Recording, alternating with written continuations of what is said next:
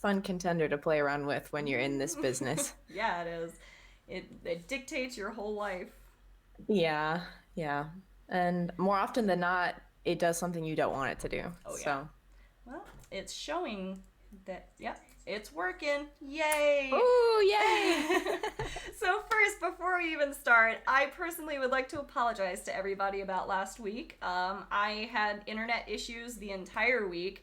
We tried 2 or 3 times, and absolutely nothing would work. I finally got internet provider out, and they were just like, it sucks to suck. I'm hardwired now, so we're fixed, but it was a little bit of an adventure. So, we're up and running, and welcome to the Trek Central live stream. I will be the host, Brie, and we are joined by the amazing TTrekkie. Do you want to introduce yourself and plug any of your content? Sure, I would love to. First of all, thanks so much for having me on. It's been a really long time since I've done anything like this. So in September, I'll become the 25-year-old Trekkie. So keep an eye out for that. But I'm primarily found on Twitter, which my handle is the @ and then TTrekkie. And then I can also be found by that handle on Instagram. And then you can also find it on Facebook by that handle. But I do Star Trek online content. I podcast with the Trek Geeks podcast network.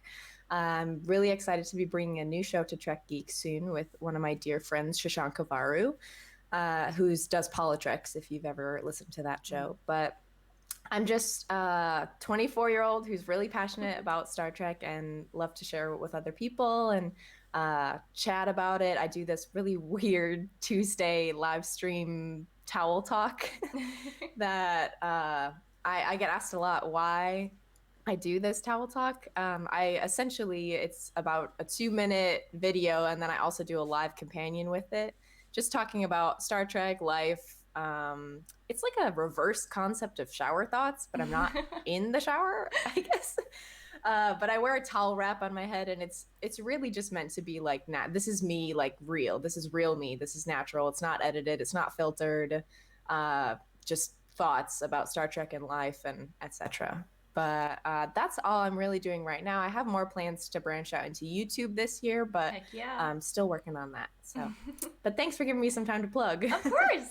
Yeah, no problem. So today our topic is going to be Voyager, which I know there's always mixed opinions about all Star Trek shows, but I personally enjoy Voyager. But that is going to be our overarching topic for today. And so before we get into, I guess, the first topic, I'm just going to throw out, what is your favorite episode of Star Trek Voyager, if you had to pick one? It's funny because I was thinking about this last night because I was like, I wonder if she's going to ask me what my favorite episode is.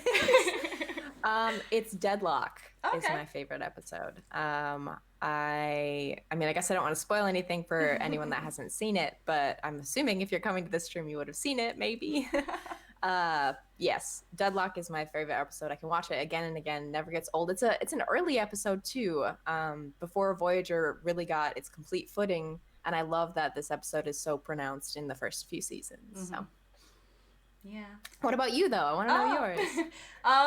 If I of course love 7, but I think one of my favorite episodes, I mean, it does have 7, is actually one of her earlier ones. That's the Raven, just because it's your first chance to see that she's been through some trauma, and kind of understand her as a character. And I really like when Star Trek gives character development, and that's relatively rare in the earlier Star Treks, except for Deep Space Nine. So it was really nice to be like, oh wow, they're actually doing some serious character. They're gonna do character development. This is awesome. So I really liked the Raven. That was a good one. Good. Yeah, that's a good one. Yeah, but so I think one of the first things we were gonna talk about is something that I know both of us agree on, and is a somewhat controversial topic. But I don't like Neelix and Kes together. Yeah, I don't either. I'll use something that one of my dear friends, John from Trek Profiles, if you've ever listened to that show, he always says, I like Neelix and I like Kes, but I don't like Neelix and Kes together. And see, I'm a little more controversial than that even, because I'm not the biggest Neelix fan. I think my thing is it took the show several seasons to make Neelix likable in my eyes. I'm not necessarily I'm not like overly. I'm sometimes social, but I definitely relate to Tuvok in the sense that when Neelix is always like, "Oh, come on, like let's do stuff," and he's like, "Oh, please." Yeah, Mr. Vulcan, Mr. Yeah. Vulcan. Ah. Like I relate to Tuvok so much in that sense because I know people like that, and I'm just like, please. But it's not that I don't like hate the character or anything like that. Like I said, it just took them a while for them to develop him into a character that I enjoyed. So as their relationship was in the earlier part, I didn't like him at all when they were in a relationship. Like when they were both on the ship, I was just not a big fan of Neelix. But then when Kes left, because I loved Kes by herself. But yeah, when Kes left and Neelix was on his own, I was like, okay, I actually kind of like Neelix. I think it was just the way they framed him as like so like dependent and like Yeah. I'm gonna use this word a lot, I'm sure, when I talk about this, but obsessive and possessive over her that I was just like, oh, I don't like this at all. But yeah, once they had developed him as an individual character, I definitely started to like him a lot more. Yeah, and I think that honestly that their relationship kind of mirrors almost Kess's journey of realizing what it's like to be Mm-hmm. human. Because I think for the first few seasons, you actually start to see what humanity is through Kess's eyes. Because as an Ocampan, she only lives for about 9 years, so Yeah. it's very, the world is very different to her, and she's not been exposed to much of it. And Neelix feels that the more she is exposed to that world, the less that she will like want to be with him. Yeah, He's and very like very jealous, very like yeah, I that made don't me so want you uncomfortable. to be like I don't A want you to person, realize yeah. this. It is cringy. It's Yeah, so cringy. gosh, and that's like the thing is like, especially when like you first meet them and they're like, she's two. I'm like, oh, like I get it's like an alien and they don't live that long, but then you're like, you're just gonna drop this right in my lap, huh? Because like I think the thing that made it, if she wasn't so naive, I think I would have Mhm. been a little more okay with them being like, yeah, she's 2 or 3. But the fact that they made her so naive and put her with someone who was quite a bit older and very possessive, I was always uncomfortable with that. It was just the weirdest relationship in Star Trek. So I don't know what they were thinking. Yeah, you don't honestly throughout Star Trek. That's the idea of Ocampans is something like their lifespan Mm-hmm. is something very it's very strange to us because Yeah. obviously like as humans when you're 2 years old that's You're we're like a not even toddler, like right? lucid. Yeah, we're not even lucid yet, Yeah. really. And you have to kind of view Kes as her age as yes, Mm-hmm. she doesn't know very much about the world. She is still very young, but it's like the Ocampan culture is different because Mm-hmm. of that. And so And I think I wish we would have seen a little bit more. yeah. Obviously, when Kes does end up leaving, we learn a little bit more about how the telepathic powers of the Ocampans change as they get Mm-hmm. older. Honestly, I think Kes is one of the most underrated characters in Absolutely. Star Trek Voyager. I'm obviously wishing the actress now. She's had a few problems that plays Kes. So wishing her the best Mm-hmm. and happy, healthy, all that stuff. But I really think that people give Kes a bad rap Yeah, because I don't get the hate for Cass. she's kind of like wide-eyed and bushy-tailed for a Mm-hmm. lot of it. Like, oh my gosh, look at this, look at Yeah. this.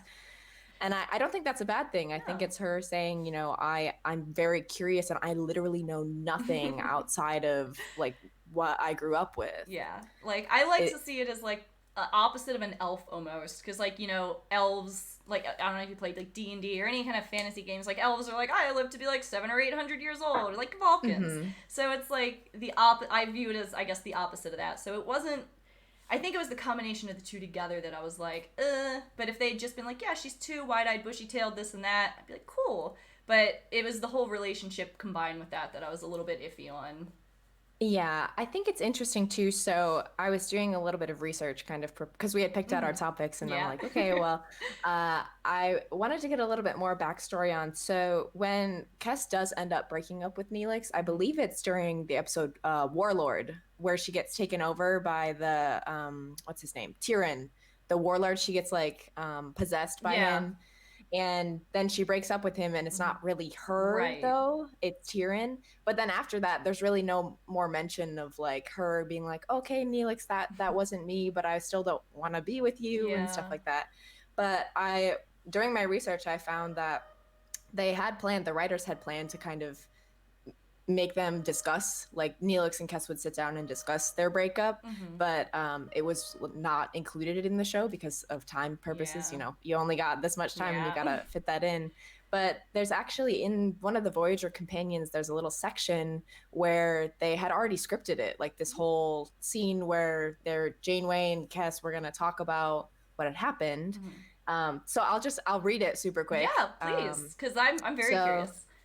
yeah, so let's see, here we go. It's Kes saying, "Hello, Neelix," and then Neelix says, "Kes, I wanted to clear the air between us. It's very apparent that our relationship has been changing, that we aren't close in the way we once were." And then Kes says, "I know. We seem to have drifted apart." And then Neelix says, "Maybe it's for the best, but I want you to know you've been the finest friend anyone could have, and I'll always cherish that." And then Kes says, "Neelix, you sound as though you're saying goodbye. We'll always be friends, won't we?" And then Neelix says, "Of course, always." And I See, love that's that. sweet. I'm sad that Yeah. that's not in it because That was so short. Like, what are you telling me? You're telling me they couldn't cut 30 seconds from anywhere else in the show to fit that in there, because that's great. Like, I don't know why they would cut something like that. yeah, and that's like honestly with Neelix, the whole entire time we see him with Kes, he's so possessive. Like Yeah. every time Every that time. she's ever with anyone else, like it's oh, you're spending time with Tom Paris. Yeah, Oh, that you're I was cheating just about on to me. bring up Oh, you're Tom spending Paris. time with Tuvok. You're cheating on me. Like ugh. Just something that that's showing Neelix is finally like, maybe I don't have to be that like controller anymore. Like she doesn't need that. Right. She's her own person now. I don't need to be that possessive. Yeah. I'm just like, I wish they Yeah. would have had that. And I think one of the reasons that the relationship does make me so uncomfortable is because I have been in an extremely possessive relationship before that was extremely Same. unhealthy and just absolutely the worst thing I could ever go through. And obviously that's not that, but when you've been through that, it's so easy to put yourself, like see yourself in that situation, even though they're not purposefully trying to write it as like harmful. But yeah, when you experience something like that and you've been controlled to the point where like you're not allowed to see people that you love, it hurts. And so when you're watching the show and you're like, I get what they're going for, but that's not what I see. When I watch it, it makes it really hard. Yeah, and honestly, in a like on a ship like Voyager, in a world where like the Federation and Starfleet and humanity doesn't tolerate that kind of thing anymore, that makes it even harder to see, that oh, well, Neelix and Kes they're not familiar as much with the Federation, but then I'm like, oh, like everyone else is. It's not that they just let Neelix be possessive, but like there's a separation there because Neelix and Kes are not they do become part of the crew, but when they first come on, it's kind of them adjusting to what life is like with Voyager. And that's why the more that they adjust, the more that I both think Neelix and Kes kind of grow out of, oh, we need to be so tightly bound to each other because we are the only other person that we have. Right. Because they become family of the Voyager. They don't need to be like, oh, I can only spend time with you because you're the only person I trust. They grow to trust others. Yeah. So. And now, before we move on to the next topic, just because I do have, I'm probably gonna have to cut it almost right at 6, just because it's Mother's Day and I'm cooking a meal for my mom. But before we move on to the next topic, I want to read our donation. So, Amir said, best Kes episode was when she was time jumping through her life. And I was actually thinking about that episode when we were talking about this, actually, because that was a really good Kes episode, and it shows her kind of come into, like, what she could be as a character. I don't know, it actually almost made me like, oh man, like, why it made me want more character development, because you're right, she's an underappreciated and underused character a lot in the show, and I think it would have been nice to see at least a little bit more of like her life develop. I feel like when they did do it, the one time they did do it when they thought like, oh, she's ready to have a baby, and then it was like a false alarm, I feel like that it would have been nice if it really was, like her coming into herself, but it was like a false alarm kind of thing. So I agree. I liked the episode a lot because it was almost like here's a glimpse into her future, and you can fill in the blanks kind of thing. Yeah, it's like once we start getting great Kes episodes, then she leaves. Yeah, I'm she's like, oh come yeah, on. I'm like, I can do all these crazy superpowers now, but I'm just gonna dip. So bye. Yeah, peace out. Yeah, Here's let me push Voyager a ton yeah. closer to Earth.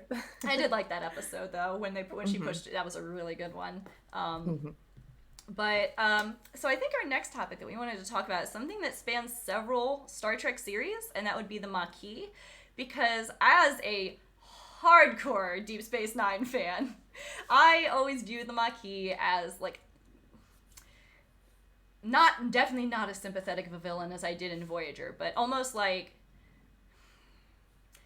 I don't know. I couldn't see the logic behind. I could understand fighting for your home, obviously, but then the logic behind what they were doing, like, I just couldn't. I couldn't get behind. And then in Voyager, you take a Maquis crew and you put them with a Starfleet crew and force them to work together, and all of a sudden you start realizing like they're fighting for what they believe in, and the fact that other people don't see that is the frustrating part.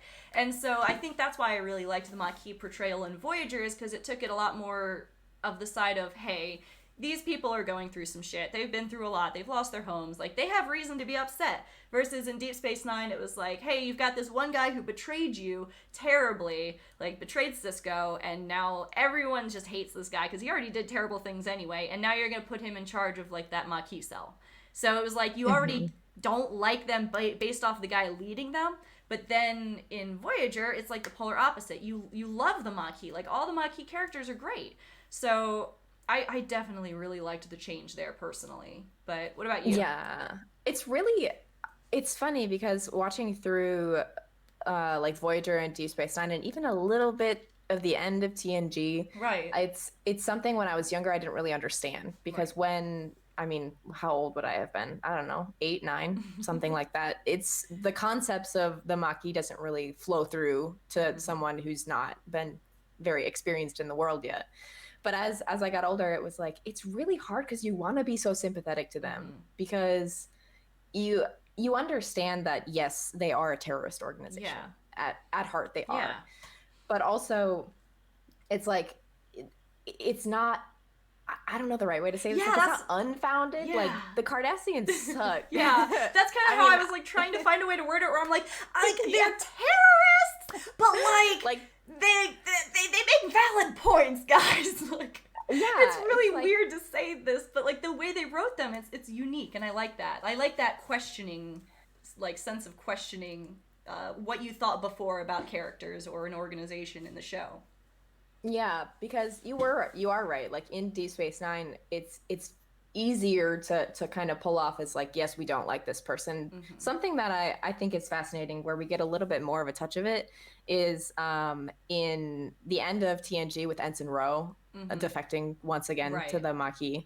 And anyone who knows me and has followed my content, Ensign Ro is my favorite Star Mm-hmm. Trek character. So getting to get a little bit more background in Voyager of that organization was great, Mm-hmm. because you get a little bit more of like, this is the sensibilities in which, yes, they are part of a terrorist organization, but they are not like, that doesn't mean they're not important characters. That doesn't Right. mean they're not fleshed out characters, that they're just crazy people. They're Mm-hmm. not. Uh, but like, it, they obviously are struggling because Mm-hmm. the Maquis have limited resources. They have to really resort to these one option tactics, Yeah. because that's all they have. We don't have another chance. We Right. have to do They're whatever we can. civilians. Yeah, Yeah. we don't have the resources that the Federation has. We Mm-hmm. don't have the allies that the Federation has. But yet, like, we aren't. That's not going to stop us, Right. right? That's just so fascinating because, like, while obviously my favorite Maquis member which is Ensign Ro, isn't present on Voyager, which would be Right. great. Any Ensign Ro, I'm always pushing more Ensign Ro, but it's just there are Trek novels I know that kind of establish the Maquis a little bit more in depth and get into that world, but they had been setting up the idea of the Maquis for a while, because I was looking Even in into kind of TNG. when the concept of the Maquis had come about for the writers, and they had said, we want to have a series that has kind of this like renegade element to it. And that's why we're leading up to Voyager, where now we know just enough about the Maquis that we can establish, okay, well, we're going to have a Starfleet ship with Starfleet members and Maquis members, and they're going to have to figure out how to make it work. Right. Because I don't think it would have had the same impact on me if I would have known nothing about the Maquis. If that was something like just originally introduced in Voyager, I would have been like, well, like, why do I don't care? really understand the motivations. Yeah. And I think one of the episodes when I really realized that I actually sympathized with the Maquis, like through Voyager, was when B'Elanna finds out that literally all of them are dead. And she's just like, I'm just like, you know, these are the same people that in Deep Space Nine, I was like, man, these people are being dumbasses. Like, you're killing innocent, like, yeah, they're Cardassians, but like, you're also like, they literally destroyed a planet. So and so that's why I was like, okay, in Deep Space Nine, it's like, all right, I don't see where you're coming from necessarily. Then in Voyager, like, you learn more about them, and then you get that, you know, big drop of they're all dead, and you're like, oh fuck, like, I don't like that. Like, it's not what I want at all. And so, I really like what they did with that, because, you know, for all, like, obviously every series has its flaws, but that is definitely not a flaw in Voyager at all, was the development of the Maquis. Because, I mean, just like a lot of Star Treks, they take a villain and purposely try and make them likable. Same thing happened with the Ferengi in TNG. They're like, we're gonna take the Ferengi, the like least liked character ever, and we're gonna make the best possible characters out of them in Deep Space Nine. And it's like the same with Maquis. We're like, we're gonna take a group of terrorists that has been discussed as like not being the good guys, and we're gonna make them the good guys in Voyager. So I just really like when shows do that, and like, I say this almost every stream, subvert the expectations. I like Star Trek because it always subverts my expectations. Yeah, I think though too that with throughout what we've seen in Star Trek before, it's a little bit different because the characters, when you're mentioning about B'Elanna realizing, you know, it's not, they're all gone, and right. I'm here, I'm still here. It's hard because you don't really see that throughout the rest of Star Trek, because you're not gonna just get rid of a bunch of characters, right? Like, we're not gonna kill the whole entire TOS crew, right? And we're not like these characters that she's mentioning aren't fleshed out, but that's the difference between like the Federation and the Maquis. Is like, it's the Maquis lose people every day, right? It's not an isolated incident where, oh, there was a shuttle explosion and we lost, you know, Ensign whoever. Yeah. It's like, you know, every single day these people are risking their lives to fight for what they believe in, and a lot of times they don't find success. Right. Yikes. Yeah. And it's hard because one of the best Maquis episodes that I cannot think of the episode name right now, but it's where they it's the holodeck, like the little program where it's like the Maquis have decided to now take over the ship, but it's not a real thing. Love that episode so much. Yeah. I can't. It's the where and like everyone falls in love with the program. Even like Janeway is playing it and stuff. Like, yeah. I love that program so much, and it ended up being. Actually, I'm not going to say who it was, just in case, but when they say who it actually was, who created it, I was like, this is the best thing ever. It makes sense now why it exists and why it's incomplete, but like, yes, it was just so fun to see. Like, it was a really good episode. And in fact, like, when I was talking about like being like we were talking about these are terrorist organizations, a really good comparison you can make is that in Deep Space Nine, you've got, wow, I'm really drawing a blank right now. I'm sorry. That's okay. Not the Maquis. The Bajoran. What are they called? I wanted to say the Bajoran Militia. I don't know. What are they called? Do you remember? The Bajoran. Like members of the Bajoran Militia? Yeah, I was gonna say the Bajoran Militia, but didn't they have a name, or am I crazy? They just kept saying, like, because they always just say Kira was a terrorist, and, like, she was part of a terrorist cell, and, like, but I don't know. Yeah. I don't remember if they gave it a name or not, other than, you know, I feel like Bajoran. I feel like I should, too. I'm a huge Deep Space Nine fan, but yet. Someone's going to comment and be like, this is what it is. You guys are dumb. No, everyone makes mistakes, but I'll just say the Bajoran Militia, but, or was it the Resistance? The Resistance, that's what it was. The Resistance. Bajoran Resistance. Gosh, I don't know why it took me so long to get that. But Yeah. a really good comparison to make would be between the Bajoran Resistance and the Maquis, because they, like, in Deep Space Nine, they write the Bajorans, like, the Resistance as a terrorist cell, but yet the whole time you sympathize with them. But then they bring in the Maquis, and they're a terrorist cell, but you're not supposed to sympathize with them. And so, like, it's really interesting that you have two terrorist organizations in a show, and you can sympathize as, like, a viewer with one, but not the other. But then in Voyager, they're like, actually, we're gonna make you sympathize with them. And I do like, I don't know, I like the way they went about that, but I don't know why I forgot the fact that there were two terrorist cells in Deep Space Nine. But that's fine. Yeah, I think when we start the first, that's okay. I'm like trying to. I have 8,000 different thoughts, and I'm trying to express same. one. When we first see Voyager, like coming from caretaker on in the very beginning of the first season, where everything is still very awkward for the mixture between Federation and Maquis crew members, I really like that time because in a lot of other I'm gonna take like TNG for example.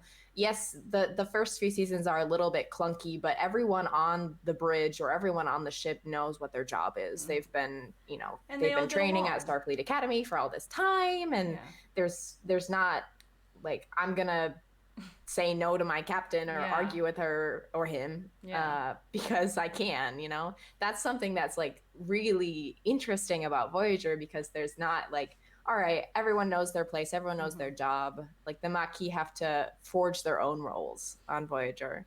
I just really, really like that. That's another added element to, okay, well, we know kind of how the bridge works. We know kind of how the authority that a captain has and what the crew is supposed to do. But then Voyager just completely tips it upside down, where it's like, wait a minute, we have to completely refigure out how we can make this ship work with half. I don't know if they didn't mention if the ratio was right half and it is half and half. Yeah, they lost half their crew. Both ships lost I know that Voyager lost half her crew. But I don't know necessarily what the losses for the Maquis were. Yeah, or how many, if the right amount. I believe they say often that the Voyager would have more of a crew complement. Right. So I don't know if the Maquis filled in all of that number.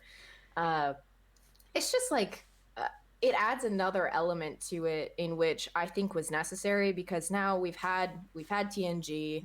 Deep Space Nine was obviously very different because now we're on a space station, but this is like, okay, we are boldly exploring new worlds, and we're off on a 79-year mission, not 5. But we're gonna add this added element to it, so it doesn't feel like regenerated TNG. Exactly. And I think one of the episodes that really even cemented the point that you're making is when some of the Maquis were having trouble, and Tuvok had to kind of whip him into shape. He's like, you're wearing a headband, like, you're doing this and you're doing that, and like they had to kind of integrate them better, because there were ones that weren't integrating well. So I did like that they took a whole episode to be like, hey, so it's not all peachy keen here. There are people who aren't really fitting in, or they're still trying to be Maquis. They didn't just gloss over the fact that, like, oh yeah, no, we're all on the ship, everyone's, great now. Even later into the show, there were still people. So, like, I really did like that. But real quick, before we move on to the next one, we did get another donation, and it is about the Maquis, so it's fitting. What did you think about Cisco destroying the atmosphere of the Maquis planet? And it's something I almost brought up when we were talking about the whole planet thing. Because here's why, and I'll give my reasons, and then you, like, maybe you'll see why I keep saying that it's so much easier to sympathize with one of the terrorist groups in that series than the other. Is when in the episodes that takes place in, they offer them all a new place to live. It's not like they're just like, it's not like the Cardassians where they just, ravaged them. They were like, hey, no, we've got you. We're going to have stuff set up. I understand you're losing your home, which is shitty. Like, I'm not going to say that that's not shitty, but they didn't leave them out to dry. Like with the Resistance, like Bajoran Resistance, they fought because they had no choice. And like there's just not, like, you call them terrorists, but like it's hard to not agree with what they were doing. But then you have the Maquis, and they're like, well, I don't know, the way I saw it, the way they framed it was like, well, I want this planet, and if I can't have it, then I'm gonna take someone else's planet. And like that's what I didn't necessarily like. But then Cisco. I love Cisco to death, but this is one of the things that I don't think was necessarily the best choice. Because, like, I don't know. It's just, that's a big step for him to make. But what about you? I am very much, like, on the same wavelength as you are. I think that it's hard because, like we had discussed before, like, with the Maquis, it obviously changes in Voyager, but in Deep Space Nine, it's like they really are using, like what I had mentioned, like this is the only option. If I can't have this, then it must be that. And it's probably due to the fact that, you know, they have lost so much, and now it's like we're going to try to claw back anything we can have in the only way possible, and there's no alternatives Now, and so yeah, it seems like it's very like it's hard. That's what's great about the Maquis, is that it's something where you're like, I should not like this. I should not be okay with this, or I should not, like, what they do is terrible. Yeah. I mean, this is hard because you want to say, oh, well, it's less terrible than what happened to them, right? But it's still not good. Like, it's like morality wise, it's still not something that you can be like, oh, okay, good to go. Like, and I think that's awesome. What makes all of Star Trek so great is like it makes you question what is moral in a lot of circumstances, because like you have differing cultures. Like what's moral to one culture might not be moral to the other, and like where do you cross the line with morality and in, you know, for the benefit of others. And it's just like such a slippery slope that and they mention it so much in the show, and I like that they don't just ignore that. So it's definitely a topic that we could probably do an entire episode just on the Maquis, honestly. But you could get a philosopher in here and flesh it out. But so yeah, I think our next topic, yeah, I'll save that one for later. We'll talk about one of my favorite characters, who is not a lot of people's favorite characters, and that's Harry Kim. Come on. I know. I love Harry Kim. I know, me too. I have such... Okay, so I've always had a crush on Harry Kim. Me too. But yeah, I'm like, you're so precious. You're so cute. Like, I just love you so much. But I don't know. I feel like a lot of people... Okay, not a lot of people. I feel like it's maybe like a 40-60 split of people who either like him or don't. But I like him, and only thing I really wish that he got was character development. And we're not even on the topic of rank yet. This is just Harry Kim we're talking about. I would have been nice to see, like, he's always like, oh, I want to go on a date with one of the twins. Like, does he like I don't know, you know, show me more Harry Kim. Like, was there even a Harry Kim episode other than him maybe trying to get the chance to talk to his mom for when they got communications back?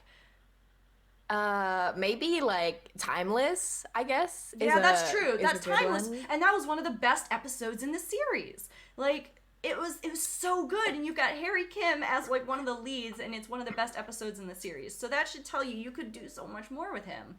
Yeah, another one, Favorite Son, I think it's called, where is that the one where he gets picked up by the planet of like ladies or something, and like they have to use him to where they fake it, where they're like, oh, you're actually a member of our species, but you're not actually, but we need you because you're a dude. But see, that one I didn't like as much. And it's like either like a great episode, or it's like an episode you could almost forget about when it comes to Harry. Yeah, I just think that with Harry, okay, we get the same idea. It's like that night, like, yes, he is a little naive because he is like portrayed as he's obviously very young. But it's obviously not even like it's very much different than Kes, because like he is in Starfleet, and he knows what he needs to do as like, okay, I'm a Starfleet officer, but he does like have a lot. He struggles when, you know, in Caretaker, when they're not, you know, they realize we're not going to probably get home. Yeah, and he struggles a lot with that. That's probably one of my biggest complaint, like, I don't even care so much about the shuttlecrafts. One of my bigger complaints with Voyager is that he seems to be the only character that cares. Like, he seems to be the only one on that damn ship who actually wants to get home. And that was something I always found to be like, I don't know, maybe show some of the other characters struggle with the same emotions that he's struggling with instead of making him an outlier. Because if it was any one of us, even if you're military, like if you got stuck in a situation where you would probably never see your loved ones again, you're gonna have an emotional reaction to that. So like, to have only one character and it be the most naive and young and like innocent one fill that role, I think it's fitting that he filled that role, but it also would have been nice to see that he's not alone in that. Because let's be real, like, we would all be Harry Kim in that situation. Struggling. Yeah, I think that with the other characters, it's like assumed that they're obviously struggling, but I feel like everyone else kind of adjusts to Voyager life a little bit faster than Harry does, because he struggles a lot with like, like, am I ever going to see Libby again? Yeah. Like, what about my parents? The funny thing with Libby is he's still on the ship flirting the whole time, so like he needs to pick and choose. You know, well, with Tom Paris pushing the Delaney sisters at him over and over again. I just think that Harry is kind of portrayed to be that I am a very young Starfleet officer that has not, you know, I'm still very green. And now I'm in a situation in which I have to be like, I've been thrust with this responsibility now just due to the fact that like half our crew is gone. And so now I'm doing this. And it's just, he starts to embody it well. And like Harry does a lot of great things. And that's why I'm so salty that he's an ensign still. Yeah. And that's the thing. Like, we're going to get on this topic now. Like, yeah, Star Trek Online was finally like, we get to see Captain Kim now. Oh, yes. Good. But on that topic, because, like, I am so passionate about this, because my least favorite argument about why he's still an ensign is, they're undermanned, like, there's no room for promotion. Okay, first off, in the military, there is no, like, in some areas, like, when you're talking... like enlisted is a whole nother thing, but when you get to officer, when you're an officer, there is a set period of time in which you advance. It's not like, or at least in the Navy, so in 2 years you are a Lieutenant JG. And so the fact that he was an ensign, did all this amazing stuff, went through all this, you know, he's a bridge crew member, like he's an essential part of the team. It would be different if it was like someone on the lower decks, like that wouldn't get promoted. This is a bridge member, and you're telling me that in how long were they gone? Like 7 or so years? You're telling me in 7 years you can't give this man a promotion? Like, that is just not okay. Not even one. Give him Lieutenant JG. I don't even know if there are Lieutenant JGs on that ship. It's not a big promotion, but give him something. That is just not okay. And then they had the nerve to demote freaking Paris and promote him before Kim. And I'm like, you're telling me that you can create... Okay, now, I agree with what he did, because I'm an environmental scientist. So I agree with where he came from with wanting to destroy, like, something that was destroying their own planet. But, you know, it's still... The fact that he got demoted and then just was like, you know, you're on the up and up now. You can get your promotion back. Like, when Ensign Kim has done nothing. He has done nothing wrong. He is the perfect ensign, and you're telling me that you're gonna promote the Maquis member that was jailed and tried to commit terrorism on a different planet before you give my boy Kim a promotion. It's so frustrating. Yeah, I mean, it's funny because I hear a lot, like, there's a lot of people, it's very both ways on Tom Paris as well, where people are like, okay, well, I love to hate him or I love to love him. I love him. And obviously you see the friendship between Harry and Tom, and it's just, it's hard because, yes, I'm not saying that Tom didn't redeem himself. I do believe that he did. I do too. I love him. Yeah. Also, Voyager crush, Tom Paris. Yes. That's like, they're both my crushes, and of course Seven's number 1, and then Kim, and then Tom, but like, Seven's just a queen.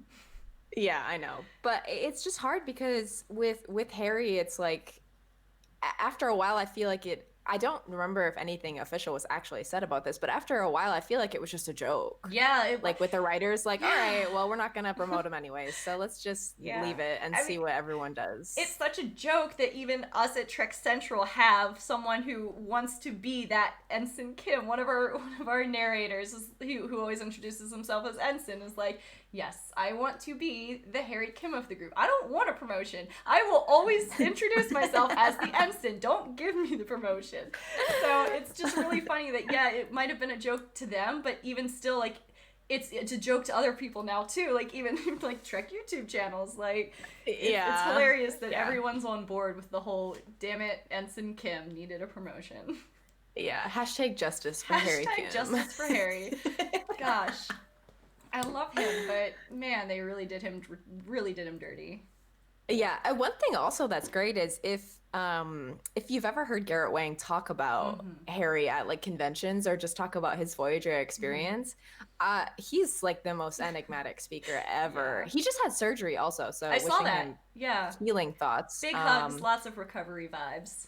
Yeah, I just like I think that Garrett he shelves the 7 year ensign well. Yeah. He holds it on his shoulders well. But he says it too. I believe when I was at STLV in 2018 at the panel, he was like, "Come on, guys! Like you couldn't promote me, really? Like Not even what?" once. But yeah, it's one of those things that I think it might be one of the reasons some people don't like Voyager, but it's one of the endearing things about Voyager that makes me enjoy it is like there are those little jokes in there that like no matter how great he is, he's not getting his promotion, guys. Like it's just Yeah, not happening. I'm interested. I'm interested in hearing more because Delta Flyers, the podcast Yep. that Garrett Wang and Tom Duncan McNeil just started. I'm interested in hearing more of that. I believe they have one episode out, but Yeah, I they're haven't quite listened to them a yet. duo. I so. want to. I gotta find that on my podcast apps because I would very much like to hear that. Because I was like, I'm always like the Seventh Rule. I always listen to them too. Oh, yep. So it's really nice when Star Trek cast members make their own podcasts talking about the show. I really like that kind of stuff. It's great for us. Yes, so. it's great. But yeah, so I guess probably one of the last things, and probably a topic, maybe not quite as big as the Maquis, but it's a big topic, and that's the holograms. And that we can even get into two things with the holograms. One being sentient holograms, like the Doctor, and two, like the use of the holograms and the holodeck on Voyager during this journey. And then, we'll open it up for questions for you guys. So if you have any questions, start thinking about them now, because probably about 10 minutes, 15 minutes or so, we can start asking you guys questions. But, so with the holograms, I'm going to sound like a broken record because I feel like we keep bringing it up like every time I do a live stream, but I wish they had like at least mentioned the idea of sentient holograms in Picard, because like you have like they say like AI, and you're telling me that a sentient hologram is not an AI. I would say it is. So if they put a ban on AI, is that a ban on sentient holograms? Where's the Doctor in all this? Is this something he had to fight for? Where is he at? So it's one of those things where like that's something I've kind of wanted to know for a very long time. Ever since that first episode when in Picard when the hologram showed him around, that was like right up in my mind was, what about holograms? But that was something I really loved in Voyager, was that they took a hologram, something that we don't see as a living being, and they made him a living being. Like even with Data in TNG, you already kind of like, even though he is an android, you're like, I don't know, he's a person for the most part. Like you as the viewer, it's really hard to not see him as like a sentient being, a living being. But then with the hologram, you've seen so many episodes where you can program personality, and you can program this and program that, and I know you can do that with androids, but I don't know, with all the setup they did prior, it almost felt like they had an uphill battle to show that he was truly sentient, and they succeeded in that. And I loved his arc. In fact, it's a tie for me between him and Seven for who had the most phenomenal character arc. But Yeah. Hmm. what about you for the I Doctor? yeah. I think the idea of, you could tell that they were starting to move towards, okay, well, we want to focus more, a little bit more on holograms and how they impact the Federation. So we Hmm. see it first with Vic Fontaine in Yes. Deep Oh, Space I Nine, love where him. he talks about, I have control over my program. I can Yeah. shut myself off. I can turn myself on He's again. not just a Uh, regular hologram, as he yeah. says. And I mean, a little tiny bit in TNG with Minuet. Or even Um, with uh, Professor oh, Moriarty. Yeah, Moriarty. yeah, where Yeah. he gained sentience too. Yeah. It's like the fascination of the holodeck, but then you don't have to have it on the holodeck Yeah. anymore. And I love that because it's like taking a step out of like, okay, now we're not just going to this fictional place where we walk into the holodeck and then you can pull up a program. It's Hmm. like, okay, well, now this exists outside of that space. Right. And that's what I love with the Doctor. I feel like at first, just because they were figuring out with, before we had the mobile emitter and all that stuff. I was just about to talk about that after this, the mobile emitters, so we'll come back to that. Sorry, No, you're good. don't mean to take the words. No, out no, of no, your no, mouth, no. but it's different because, okay, well, first he's confined to sickbay, and there's these little funny episodes where his program's not working correctly, and you see him as this little tiny Yes, dude, and he's or like short really stretched and out. like, And... yeah. I Which... love that because it's like when you're first, it's like software development. Like when Yeah. you're first working on something like that, it's not, there's going to be problems and it's going to look weird and it's going to be clunky. It's just the way it is. But then, once we start the mobile emitter, best invention ever. Yes. We see him now. He's not like, okay, well, I'm just the Doctor. It's not just the fact that now he can move around. It's like we also see him. He almost has discover. autonomy over his body at that point, Yeah. and that's really neat. I love the episode where someone had been salty with him about his bedside manner, and so he decides to infect himself the symptoms of this like weird flu, Yes. and then he's just the whole time he's like, this sucks, oh, this is awful, and I he's hate this. What? Yeah, that was great. I love episodes like that. But yeah, on the topic of the mobile emitter, that was actually when you asked what my favorite episode is, I almost want to take it back and say that the two-parter where they go back to the 1990s was one of my favorites because, one, that's when you get the Doctor with his mobile emitter, and two, it's just a really good story arc, and it's nice to see them all travel back to the 90s. Yeah, but Star Trek time travel. I love it. I love it. It's too good. It is. I just love, he's really okay, so at the beginning of when we see him and his relationship, I'm going to bring back Kes for a sec because we talked about Kes earlier. Yeah. So we see his relationship between him and Kes, who he's training to be essentially his nurse. So Tom Paris is saved for a little bit because Tom Paris hates that stuff. But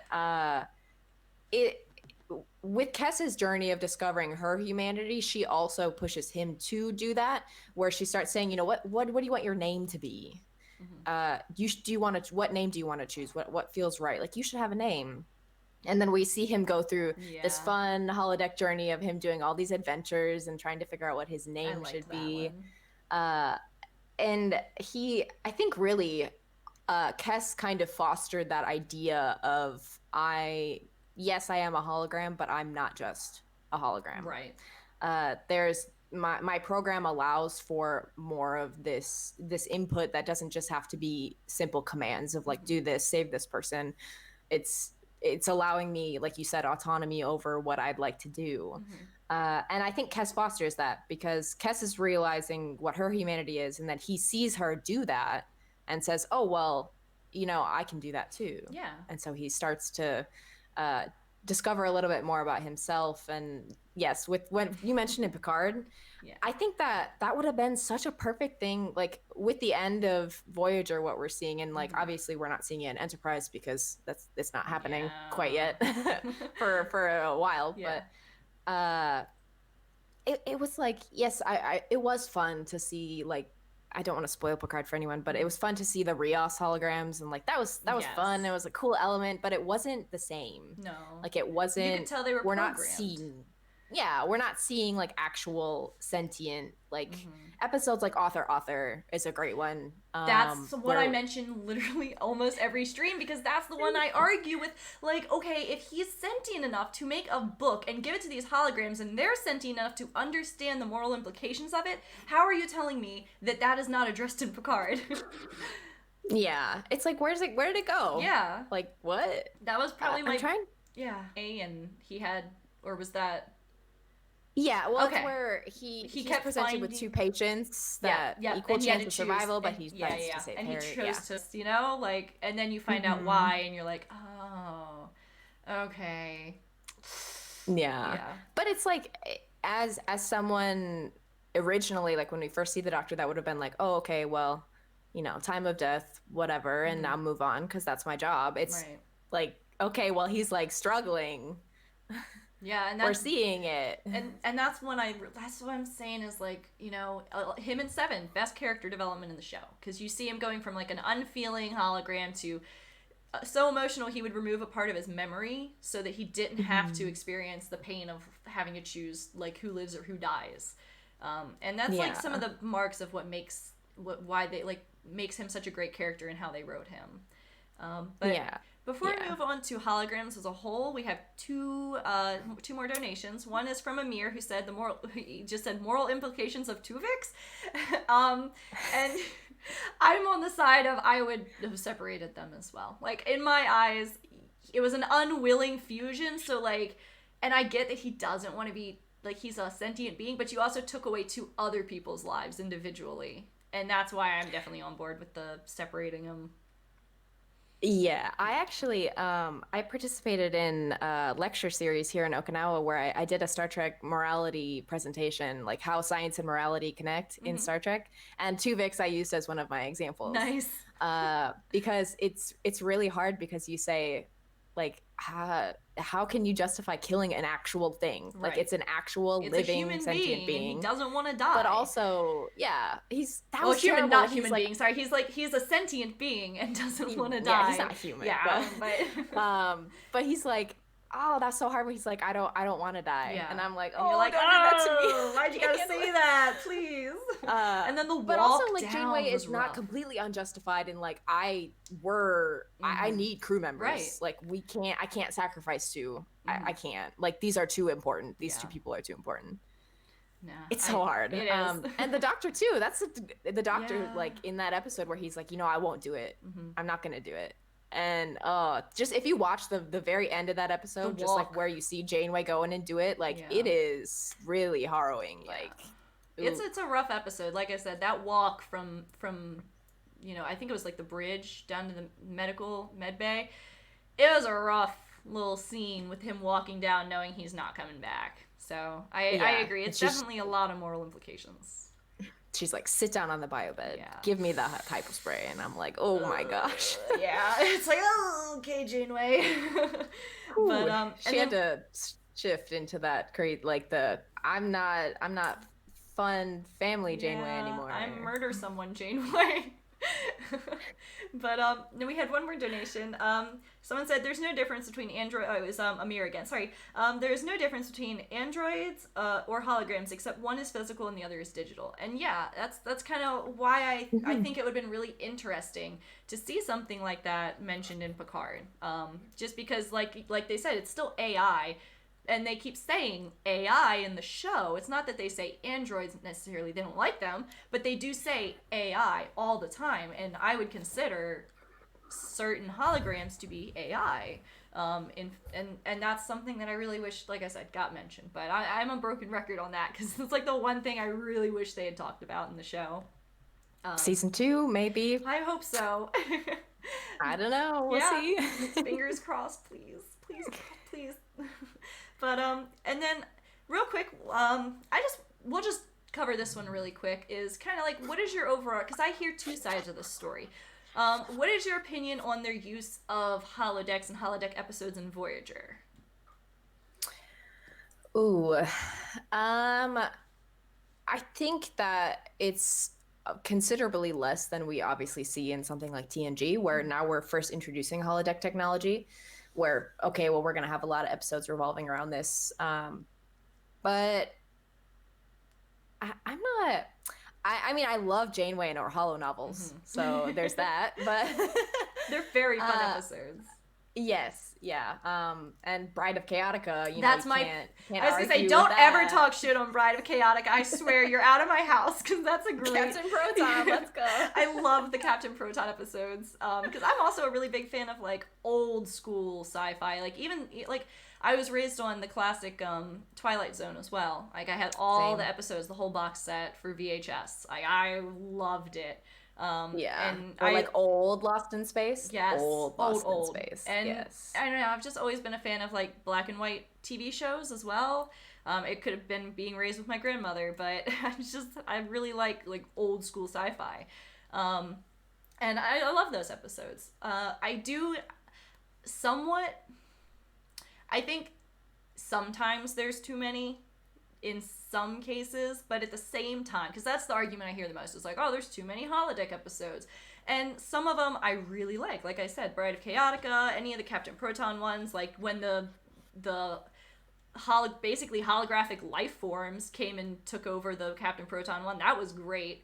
And so like I really like those, but then you have episodes that are more comedic and more like just very lighthearted, like Fairy Folk, where it doesn't necessarily, like, I don't know, it's one where you wouldn't necessarily miss anything if you skipped it, kind of thing.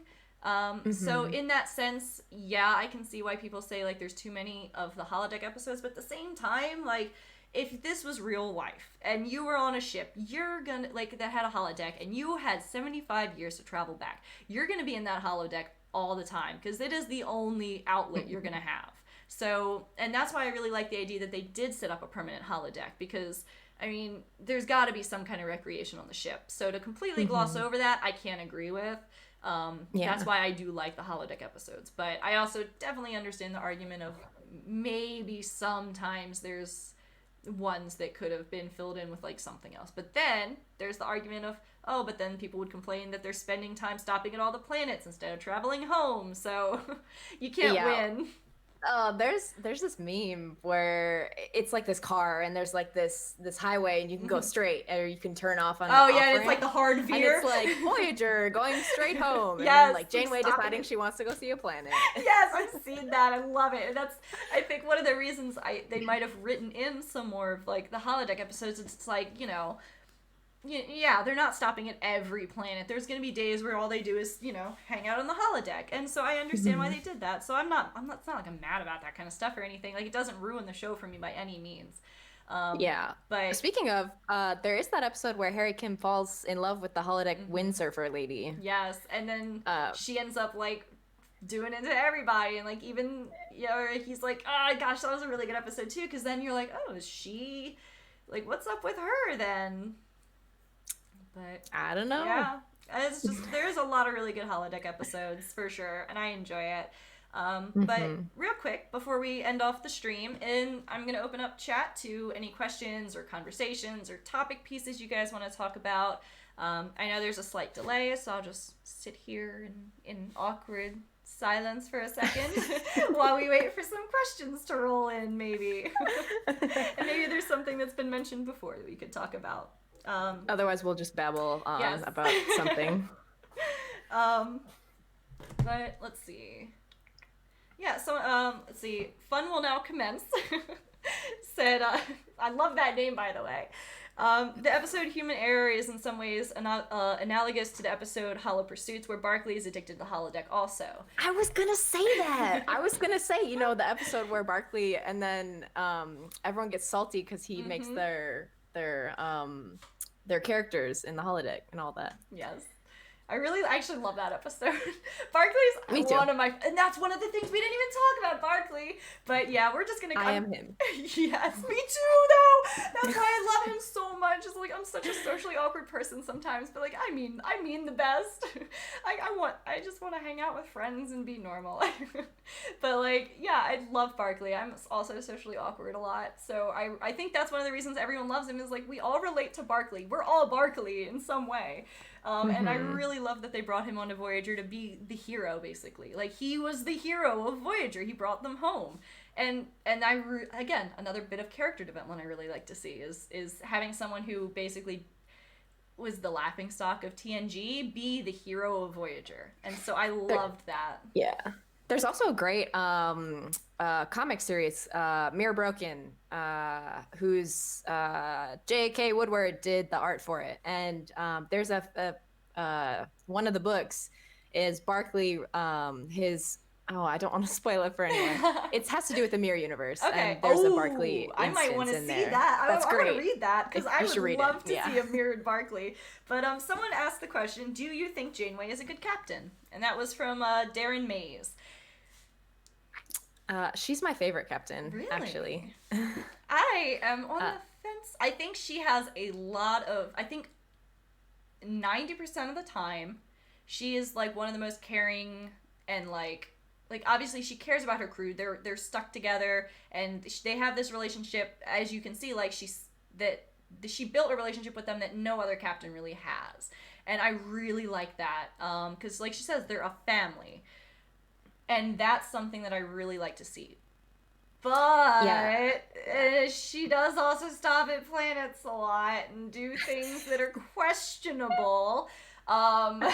Like killing another sentient being. She's not perfect by any means. Why that's one of the reasons that I don't want to say this, but like it's one of the reasons that like Kirk's never gonna be my top captain is like you know, they painted him as basically perfect. And I really like when characters have flaws. It makes them more relatable, and it's just I relate a lot more to a character like Janeway or Cisco, where they're flawed beings, like they're not perfect. And even Picard now, where they were showing him in TNG as like, oh, I'm perfect, and then in Picard they're like, actually he is just another human, and that makes him a little more relatable. And that's the kind of stuff I like in Star Trek, is when you can relate to someone as in power as a captain, and you're like, oh, they're just a normal person too, they have flaws, they make mistakes. So I personally enjoy her. I think that in TOS or TNG, we see this distance between the captain and the crew. Like Kirk mentions it, where he says, you know, he's like married to his ship, but and he has to maintain a certain distance. Same with Picard. Like I can't be so familiar with the crew because I have to like uphold this image of me being the captain. But Janeway kind of breaks down those barriers, where she is instead very interested in what her crew is doing and how they're feeling and how they're handling things. And I love that she's able to be both very powerful. She's, wicked, clever, all that stuff. But also she doesn't have to be just that. You see so many times it's like, okay, well, a woman in power, like in a science fiction show, I have to be like, I'm very powerful and I'm awesome, but I can't be sensitive and like caring as well. But with Janeway, we see both, and it doesn't make her any less of a person on either side. So we had another donation from Farpoint Station, and remember when I said I'm very much like Barkley and very socially awkward sometimes? And they said I challenge you not to say like for an entire episode, but remember that whole social anxiety thing I mentioned? It's when I get nervous, I just kind of fill in, sort of like when I say, but yeah, I don't know. Just when I say things like or I don't know, it's me being very me and anxious. So it's probably never gonna happen, because I'm always gonna have to fill in words with, you know, like when I get awkward. So that and live stream. And I don't know are two phrases that I'm gonna say when I get awkward, or otherwise you're gonna see me do the things where I'm like, and like, I don't know. Yeah, it's easy when you record a podcast or something. Because you can always delete what doesn't sound good. So you're like, so I didn't like how I sounded there. I'll go through and I'll listen to like a podcast I just recorded, or I'll be editing and I'll be like, oh my gosh, I sound so dumb right now. But so I just like take out all the filler words and I still sound dumb, but it's fine. Something I actually found out, and I didn't know this, was that it's an American thing. That a lot of other countries, when you're talking, they don't use I don't know where I found this video, but they don't usually use the word like as a sentence filler. And it's just something that's very American. And so I don't know if it's just me being extra American, but that is, I didn't know that a lot of other countries don't necessarily use that as a filler word quite as much. So we'll just blame it on that too. I did not know that either. Yeah, I'll see if I can find the video. I'll send it to you. Sure, I'd love to watch it, because I do it too. Yeah. I remember in like my my college speech class where one of our exercises was that we had to count how many times the speaker said or like. That's what I don't do. I will never. And it was evil. Yes. Oh, that was evil. When I was in the military, and I think this is why I'm a little bit more lax, is when I was in the military, I was a PowerPoint jockey. So I just stood up there and talked to captains all day, and I had to give presentations. And I've been through that whole training of someone yelling at you every time you say when you're in C school and you're learning about how to present in front of people. So yeah, they would, every time you say it in a presentation, they'd mark it down. It was a point off of your overall grade in C school. So when I'm talking, very rarely will you hear me use filler words like but yeah, in a casual conversation, I will absolutely say like and I don't know all the time. But is one that I have been so trained to not say as a sentence filler that I feel like I've just filled in with like. But I didn't even notice, so probably because I'm doing it just yeah. as much. Maybe it's just like I said, I'm an American thing. All right, we just don't even notice it. But I'll try though. I'll be mindful of it. I think it's more me. I definitely say it a lot, but. So I guess with that, we can probably start wrapping up because, like I said, it is Mother's Day, and I'm supposed to be celebrating with me Madre, who is here right now. Aww. I wish. Yeah, but I guess I'll give you another chance to plug all your stuff in case there wasn't anyone here in the beginning, and then we can wrap things up. Oh, thank you. Of course. Well, if you've been wondering who this strange young Star Trek fan is on this stream, I am the 24-year-old Trekkie. I am a Star Trek super fan, I guess. I mean, I guess everyone's a super fan as long as you like it. Even if it's one episode, you're a fan. But I am on Twitter primarily, talking about Star Trek. I blog about it. I do some video stuff. But my handle on Twitter is @TTrekkie. Right below. So yeah, just the T and then Trekkie. And I know, yeah, it'll be there. So thanks for Trek Central for providing that for everyone. But it's also, I have an Instagram by that same exact handle. You can look up that handle on the Facebook search bar and it'll take you to my Facebook page. I also am starting to do YouTube very slowly. Trek Central's helping me out with me doing this. I'm getting a little bit more experience, but you can look up the 24-year-old Trekkie on YouTube and you'll find that there. I also do a very strange Towel Talk Tuesday video. Seems super weird. Reverse version of Shower Thoughts, essentially, where I wear a towel wrap on my head and I talk about Star Trek and life and all that good stuff. I am a podcaster about Star Trek with the Trek Geeks Network. If you haven't checked out Trek Geeks, please do. We have a lot of great podcasts on there. Stuff about Star Trek politics. 5-Year Mission, if you've ever heard that band, they have a podcast on our network. The Trek Geeks flagship, Disco Trek, all that great stuff. So please check all that cool stuff out. Any excuse that I get to talk about Star Trek is an excuse I will take. So thank you for having me on Trek Central. Yes. It's been a super great pleasure. Especially with Voyager and with Janeway being my favorite captain, I will talk about it all day. But yeah, you should definitely follow her on Twitter. I love her Twitter. It's very entertaining, and I love the Towel Talks. I don't think they're weird at all. I enjoy them a lot. But I get a lot of like, what are you doing? Like my parents, when I first started, they were like, what? How did you even think of that? And I honestly can't tell you. It was just like a spur of the moment thing. Well, I like it. Oh, thank you. But yeah, thank you for stopping by so much. I'm really happy you did. But as you guys, I would hope know, we are Trek Central. I am Brie, and I don't really have much to plug that you don't hear about already, but my handle is right below for Twitter. And then I do some cosplay, but if you wanted to check out my cosplay, that's linked in my Twitter. I'm not going to bother you guys with that. But yeah, and thank you so much, TTrekkie, for stopping by. It was a pleasure to have you. I had so much fun talking Voyager with you guys. And yeah, awesome. And yeah, thanks everyone for stopping by, and we will see you next week. Live long and